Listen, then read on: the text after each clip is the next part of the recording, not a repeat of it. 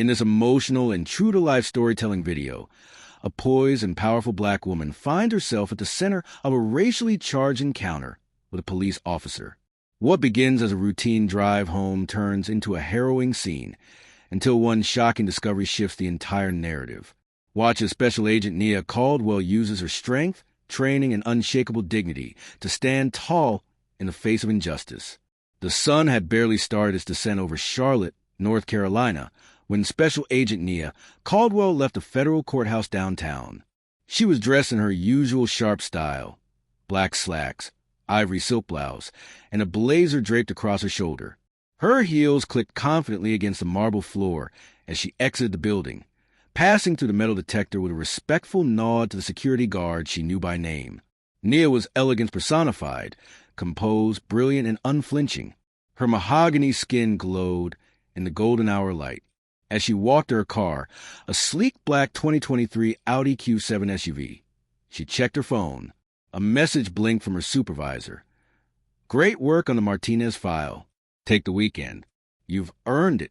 She smiled softly to herself. After 3 long months embedded in an interstate human trafficking task force, a weekend off felt like a luxury. Nia opened the door to her Audi and placed her briefcase, containing her credentials, sidearm, and laptop, on the passenger seat. She buckled up and pulled out of the courthouse lot, heading toward her home in the suburban neighborhood of Dilworth. Just as she passed Eastway Drive, blue lights flared in her rearview mirror. She squinted. A Mecklenburg County patrol car was riding her bumper. Confused, she slowed down and pulled over onto the shoulder. The cruiser's door flung open, and a white officer in his late 30s stormed out, hand already gripping his holstered gun. Nia's heartbeat ticked up, but she kept her movements slow. Her hand stayed on the wheel, 10 and 2. She looked straight ahead, calm but alert. The officer approached fast. Too fast. "Roll the window down," he barked. She complied. "Officer, may I ask?" "Shut up." "Step out of the vehicle." "Now." Nia blinked. "Can you tell me why I'm being stopped?" "I said out of the vehicle." She watched his hand twitch near the gun. Fear crept into her chest, but she didn't show it. As an FBI agent, she'd trained for high-stress encounters, but never expected to be the target of one for simply driving home. Slowly, she unbuckled her seatbelt. "I'm complying," she said calmly. "I'm reaching for the handle." The officer suddenly yanked the door open and pointed his gun square at her chest. "Hand where I can see them. Don't move." Pedestrians across the street paused. A few raised phones, recording. Nia raised her hand slowly, stepping out on her heels, standing tall on the side of the road. "On your knees." She swallowed the lump in her throat. "On your knees," the officer screamed. Her pride warred with survival instinct. Her voice stayed even. "Sir, this is a misunderstanding. I'm a federal agent." "Liar," the cop snapped. "You think you can talk your way out? You match the description of a car theft suspect. Black woman. Black SUV. Step back." Nia didn't move. "There's an FBI-issued sidearm in my car. My credentials are in my briefcase on the seat. I'd like you to call your supervisor immediately." But the cop didn't listen. Instead, he grabbed her wrist and shoved her against the hood. She gritted her teeth, humiliation flooding her as drivers slowed to watch. He slapped on handcuffs. "Turn around," he snapped. "You think dressing fancy makes you innocent?" Her eyes narrowed. "My name is Special Agent Nia Caldwell. You are making a mistake." The cop scoffed. "We'll see about that when I search this car." He yanked open the passenger door, rifling through her things. His hand froze when he pulled out a black leather wallet with a gold badge shining under the fading sun, and her photo ID reading: Federal Bureau of Investigation, Special Agent Nia Caldwell, top secret clearance. The air changed. The officer's face went pale. She turned her head slightly. "You can take the cuffs off now." A second patrol unit had arrived just as the first officer read the badge. A supervisor stepped out, sergeant stripes on his sleeve, and quickly walked over. "What's going on here?" The rookie stammered, holding the FBI wallet like it burned. She said she was an agent, but I didn't know." The sergeant frowned and turned to Nia, who now stood calmly, hands still cuffed. "Ma'am, I sincerely apologize." "Uncuff me," she said icily. "Yes, ma'am," the sergeant said, glaring at the rookie. He pulled out his key and removed the cuffs. Nia rubbed her wrists, eyes never leaving the cop who had pulled his weapon on her. "You drew your firearm," she said slowly, "on a federal agent without probable cause. You detained me based on a vehicle color match and my skin." The rookie opened his mouth. "Don't," she warned. Bystanders were still recording. The sergeant motioned for one of the other officers to redirect traffic. Nia reached into her blazer and pulled out her phone. "What's your badge number?" she asked the cop. He stammered. "I didn't mean—" "Badge. Number." The sergeant gave it to her instead. "We'll be filing an internal report on this, ma'am." "Oh, don't worry. I'll file my own with the Department of Justice." She turned to camera phones. "For anyone recording, my name is Special Agent Nia Caldwell of the FBI. I was profiled, detained, and had a weapon aimed at me simply for driving while black. This ends tonight." The video went viral by morning. Over 12 million views in 24 hours. Hashtags like #AgentWhileBlack and #Nia Caldwell trended across platforms. CNN called. So did the Washington Post. The rookie officer was placed on administrative leave. The Charlotte Police Department released a statement. But Nia wasn't interested in damage control. She met with DOJ officials that week and launched a federal investigation into systemic profiling within the department. Nia declined interviews. She didn't want to be turned into a symbol. She wanted action. At a quiet congressional hearing 3 weeks later, she testified about her experience, about the countless others who didn't have a badge to protect them. "This isn't just about me," she told the panel. "It's about every innocent black person whose life could end in an instant because someone feels threatened by our presence." Her voice didn't shake. Her words cut through the marble chamber like a razor point one senator whispered to another. She should be running the FBI. Nia returned to work the following month, head high, shoulders back. And though her confidence remained intact, something in her had changed. She saw every traffic stop differently, every patrol car, every new recruit, because she knew the truth.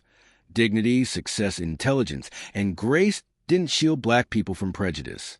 But what could? Accountability, exposure, change.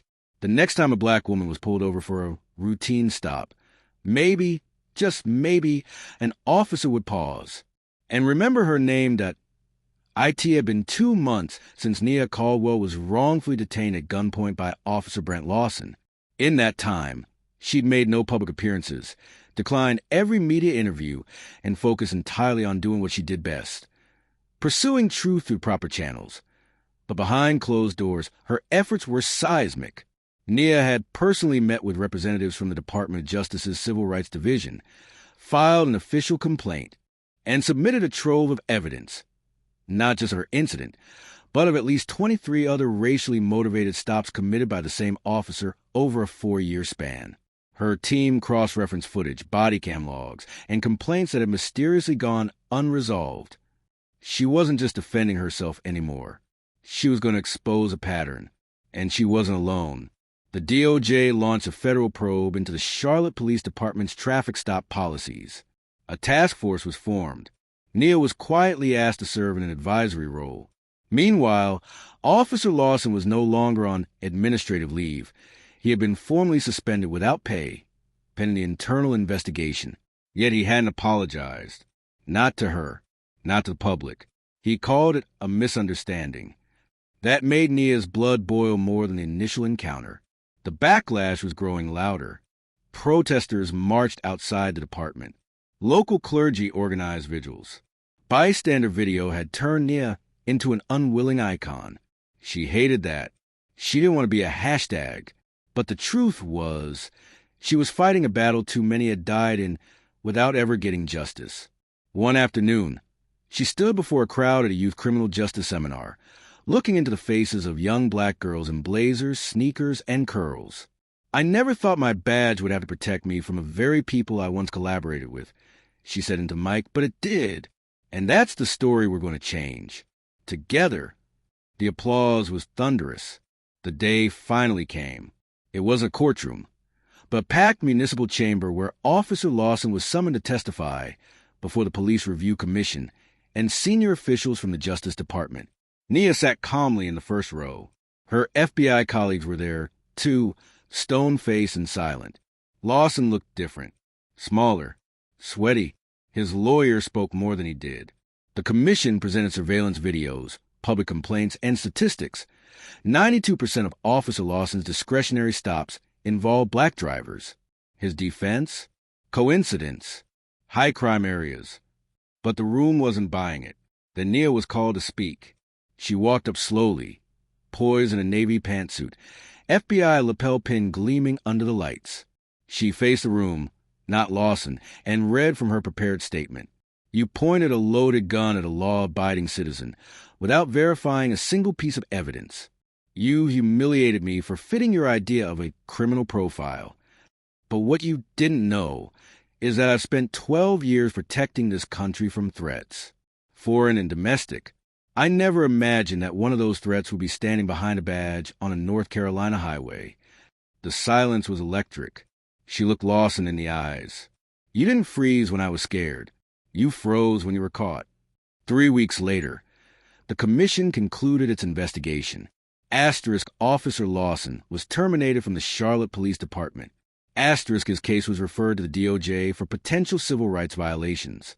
Charlotte PD was ordered to undergo mandatory racial bias retraining. A $4.8 million fund was approved by the city to support victims of racial profiling, including a hotline and legal assistance.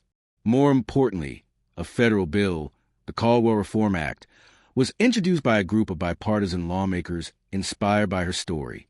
It called for nationwide tracking of racial disparities in police stops, mandatory body cam review within 48 hours of complaints, and federal intervention thresholds when departments showed patterns of abuse. Nia had lit a fire that Washington couldn't ignore. One rainy Saturday morning, Nia stood before her father's grave in Arlington Cemetery. He'd been a police officer, too, one of the good ones. A man who had always told her, "Serve with integrity, even when the world doesn't." She placed a hand gently on the headstone and whispered, "I did it, Dad." I stayed calm. I stayed strong. Behind her, a new generation was rising. At Quantico, 2 black female recruits, one from Charlotte, one inspired by the viral video, were in the middle of FBI training. One of them had Nia's picture on her locker door. Racism doesn't always shout. Sometimes it wears a uniform, asks for your license, and reaches for a gun when you're just trying to get home. But dignity isn't something anyone can strip from you. Not when you know your worth. And in a world where elegance, education, or even an FBI badge still can't shield black lives from suspicion, voices like Nia Caldwell's remind us, we need more than badges. We need change. This powerful 2-part storytelling video follows Special Agent Nia Caldwell, a poised and accomplished black woman who faces an unthinkable encounter with a racist officer. Wrongfully detained at gunpoint, humiliated on the side of the road, Nia's identity as an FBI agent shocks her aggressor, but that's only the beginning. Watch how she channels her pain into power, igniting national reforms and showing the world what justice really looks like. If this story moved you, hit that subscribe button and turn on notifications. Every day, we bring you emotional and powerful real-life inspired stories that speak truth to power. Don't miss the next one.